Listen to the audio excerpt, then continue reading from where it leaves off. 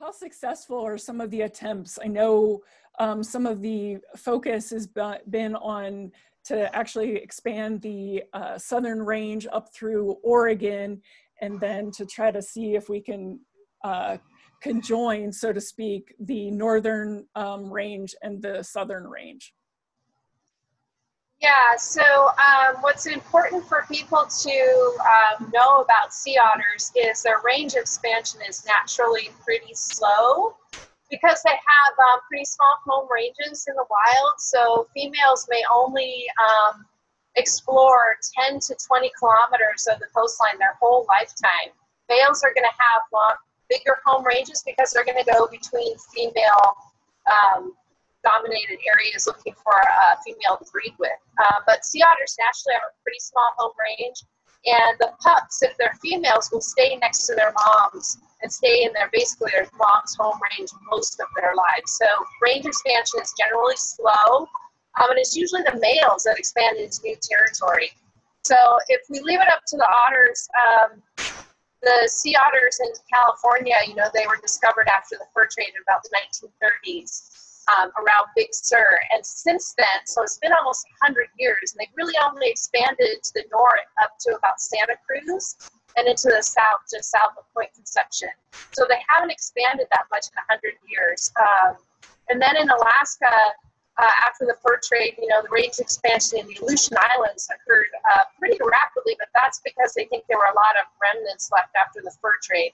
So basically what I'm saying is, left to the otters' own devices, they will eventually recover and expand their range, but it's going to be slow for us humans. It's going to be hundreds of years. So there have been attempts to reestablish sea otters in their former parts of their range, and that's through translocations that occurred in the 1960s and 70s, primarily to Southeast Alaska, British Columbia, and Washington. And those have been very successful, and now the Washington and British Columbia populations are thought to be mixing, and that's because of stranded animals that were tagged in BC have been found in Washington, and also from genetic analysis.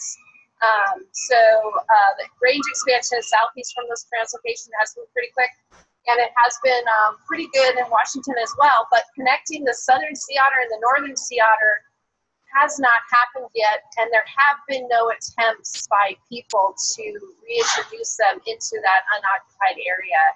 And there's talk about it, but nothing has really happened yet. So we can leave it up to the sea otters' devices, but we're going to have to be very patient. And that's not to say there aren't otters in Oregon. There are sea otters in Oregon, but they're one individual here and there, and it's usually that lone male just wandering around looking for some females. So there is effort to do that, but it's really, we're still in the just talking about it phase and trying to determine how that would work. Okay. That was a long answer. No, that was great. Great.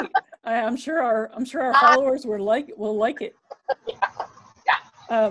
So Shawn, speaking of that, do you have any good specific criteria that maybe scientists are actually looking for in a possible translocation that makes it more feasible in Oregon?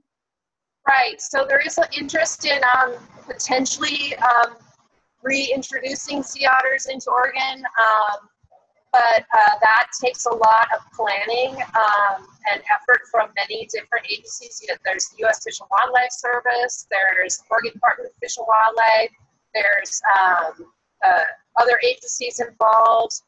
Right now, the U.S. Fish and Wildlife Service actually paid Dr. Tim Tinker to do a feasibility study of what is needed for a reintroduction of sea otters into Oregon. So he's going to be looking at all those things about where would be the best place, where might have the best location for, say, food and shelter.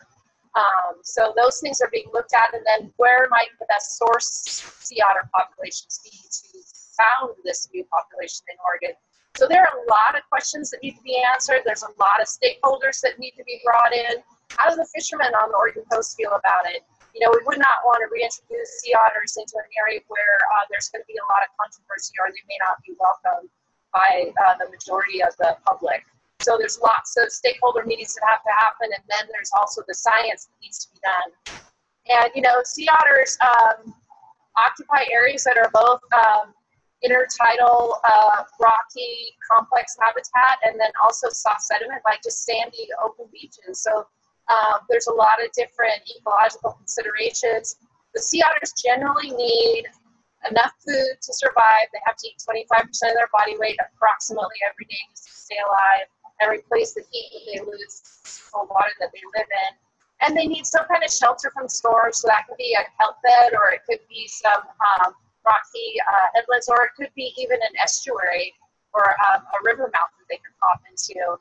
And then they need clean water. So they need water that's free of pollution and free of disturbance. So those are really the three things that they need, and people are working on that feasibility study right now. Great. Yeah. Yeah.